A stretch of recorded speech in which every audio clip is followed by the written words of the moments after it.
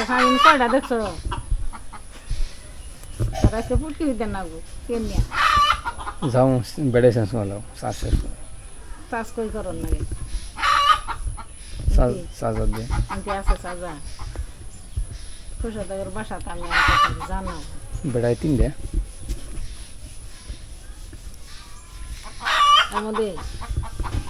না এটা আমাদের একটা একটা একটা করে বাদ